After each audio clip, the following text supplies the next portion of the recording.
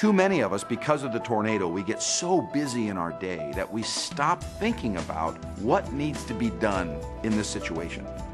Not that I feel like it, but that I recognize in this situation, you need me to behave this way. To me, that's a sign of a true professional.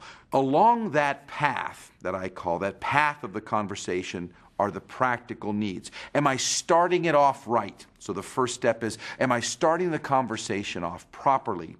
Do I have the purpose and the importance on the table? Are we all on the same page as what we're supposed to accomplish? How many times have you been to a meeting where people walk away, not even walk away, they're in the meeting themselves. We're into it 10, 15 minutes and you're looking around going, does anybody know why we're here? Have you got a clue as to why we're here? That's a sign of somebody missing that first step. It's very critical. Are we on the same page? Do we know what the purpose is? Do we know why it's important? Are we all on the same page as far as what we're trying to accomplish? Is there an agenda? So clarity in the beginning. Start the conversation. Let me give you Mike's tip. Mike's tip number 1, use the words purpose and importance. That always has helped me. The purpose of our discussion is this. This is where the numbers come in. This is why we have to have goals. This is what we're talking about. And the importance of that adds the why. I like talking about importance because I'm dealing with adults, and the more adults need to know the bigger picture, the more they get into, oh, I see why we're doing this. Then we're going to move into, okay, if this is what we're trying to accomplish, let's get into it. You can think of the first step as showing the front of a picture box, a puzzle, if you will. Here's the picture of the puzzle. This is what we're trying to accomplish. Are you ready? Then we move into step 2, and it's like taking the puzzle and dumping it out onto the table. All the pieces have to get out onto the table. That's step number 2, and it's really assessing the wants and the needs of what's going on. I'm going to use the words facts, figures, issues, and concerns whenever I can. It's usually those are the 4 things that bring up all the junk that we have to talk about a conversation. I love those 4 words. I use them in my pocket, and I use them like a surgeon. So I'm going to say the words. So what issues do you have around this? What concerns do you have? Do I have all the facts? Do we have the figures as to what's going on here? Let's make sure we're dealing with reality. You think you know their side of the story. You do not know their side of the story. When did you join the psychic network? You don't know. Here's 2 things that I'll always do that I ensure I make sure I have the whole story. Because when I get more story, it totally changes what we would do. So that's my motivation, is I can't throw out solutions until I know everything. Neither can you. So you got to know my side too. So here's a couple of things. I use these words. This really helps. Are you ready? This is golden. What else? Thank you. I try to ask what else 3 times. I really do. What else? What else do I need to know? What else is out there? Anything else we need to know? Good. So I'll ask what else 3 times. Another good tip is I use this one, is tell me about that.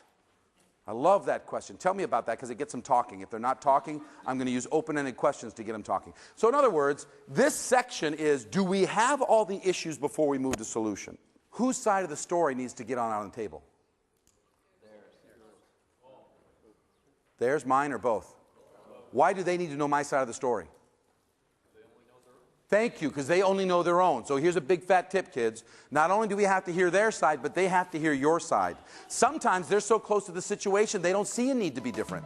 Am I leading them through a great discussion to say, if that's what's happening, what are we going to do about it? So how can I lend my support?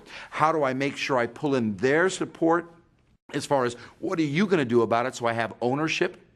Have we covered all the bases to make sure we've really gone through all of the options here? Now that all the pieces are on the table, let's put it together. What can we do to address these things? So we're going to develop an action plan.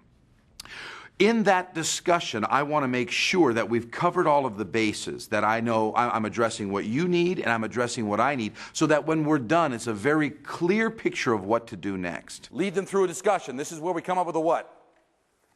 An action plan. I'll give you a big tip. If you took copious notes in the second step there, you're going to have a nice outline of what you're supposed to cover. If you didn't take copious notes, you're going to hit the big stuff, and the little stuff is going to fall through the cracks and bite you in the butt down the road. So my big tip is take copious notes in this round, and then just go over your copious notes. Did we cover everything? That helps. But we come up with an action plan. Here's Mike's tip. Mike's tip number 1 is, if I'm the leader, I'm the boss, I'm your superior, if I throw out a solution as to what we might do to handle said problem, what happens to that solution?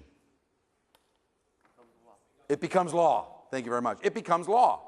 even though it might not feel that way, and my people are great at discussion, if I throw out a solution that has a tendency to hold more weight than anything else, it's scary, but if I'm going to empower you with the solution of this topic, I have to have you think first.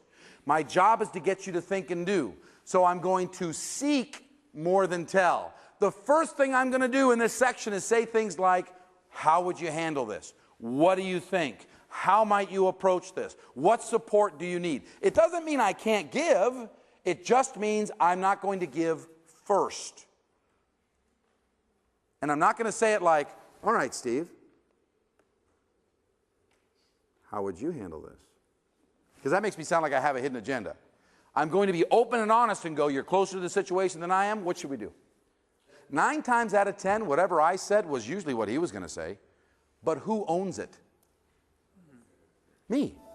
And before I end the conversation, I want to ensure that I've eliminated all of the objections. Do we know who does what by when? Have I confirmed everything? Are we all on the same page? I don't want any fog. So I may review what we've gone over. I may have you review what we've gone over. I may make sure we set up a follow-up date. I want you feeling confident when we leave. So my big tip is 3 words that I always stick in this particular step. Confirm, confirm, confirm. I am not leaving until we are confirmed. What are we going to do next? Who's responsible for what? Are we meeting again? No fog. And as I wrap up that conversation, as I solidify that follow-up, I want to end it on a high note.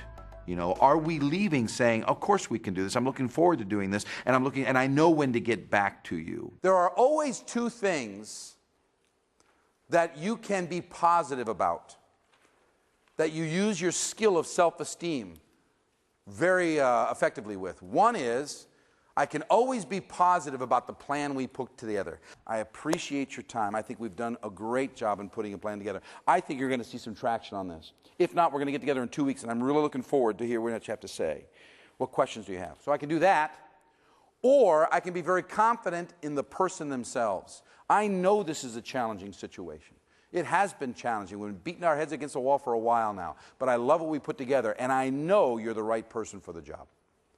I can't wait to get back in 2 weeks and see what's happened. What questions do you have? Along the path, the personal needs are used throughout to keep everybody moving in the right direction. And if I can do those on purpose, every interaction, whether it's 5 minutes or a planned hour, are going to be very, very effective. What it comes down to is this. Why do you say what you say when you say it?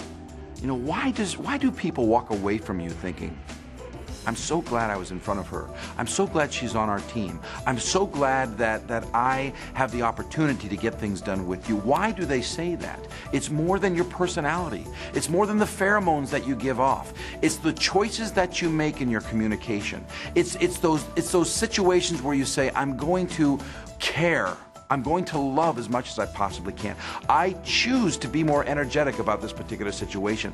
I am stretching us beyond stretching. I want to be audacious, and I'm going to walk the talk. All those things come down to the choices that you make every single day to be inspiring. In making those choices, you have impact, and it really comes down to what choices are you going to make when you enter that tornado, as soon as you get done watching this, to have the impact that this organization needs to take it to the next level. Do it on purpose.